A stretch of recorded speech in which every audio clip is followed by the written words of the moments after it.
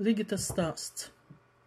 Ceru, ka manas atmiņu un spilgtu notikumu pavadītais skolas laiks Pelēčos Koka muižas ēkā, toreiz sauktajā Niedru 8-gadīgajā skolā, arī ieinteresēs kādu klausītāju.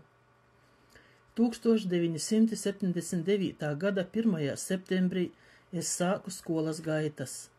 Melnas kurpītes un baltas pusgarās mežģīņu zeķes, sānos sasieti bumbulīši, bizēs iepītas baltas kaprona bantes, mugurā skolas forma, kura bija obligāta, rokās dāliju pušķis un blakus mamma. Tā es iesoļoju skolā. Apsēdos blakus antrai, skatījos uzmanīgi un piesardzīgi apkārt. Kāds raudāja, kāds turējās mammai pie rokas un nelaida prom.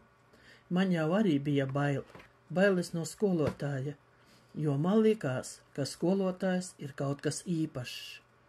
Mūs sagaidīja skolotāja Albīne Some. Viņa bija tik mīļa un sirsnīga, ka bailes ātri pārgāja. Katru gadu mūs vienoja ar citu klasi. Tā bija pieņemts. Pirmajos 4 gados mācījās 2 klases kopā. Tā arī skolotāji mainījās.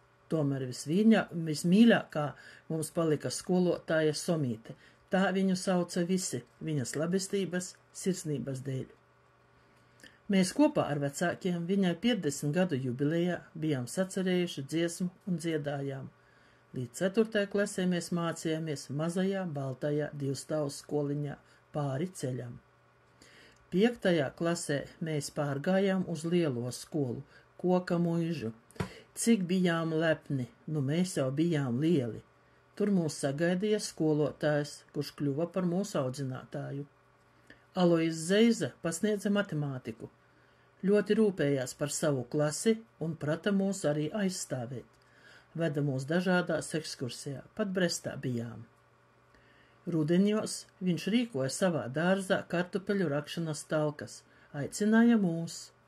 Nu ne jau tā kartupeļu rakšana bija tik svarīga.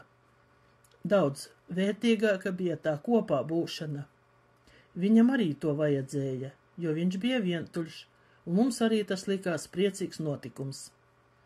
Skolotāja Marta Karčevska, paraugs īstam pedagogam. Tik labi prata izskaidrot vielu ķīmijā, bioloģijā. To tik Marta varēja, izcilas pedagoga spējas. Direktore Jūlija Akmane, viņai jau Dievs šūpulī bija ielicis vadītāja spējas, mierīga, bez balss pacelšanas spēja noorganizēt skolas darbu tā, ka priecājās par to arī Prēļu rajona vadība. Vienkārši bez spilgtiem notikumiem skolas dzīve būtu neinteresanta un pelēka.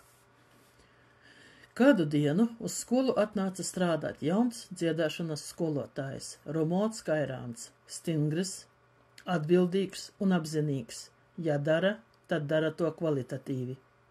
Iepriekš mums dziedāšanu pasniedza skolotājs Anžāns. Nu padziedājam stundās pa kādai tautas dziesmiņai un viss. Bet Romualds vienmēr stundu sāka ar balss iesildīšanu, ar iedziedāšanos, ar dažādām skaņām.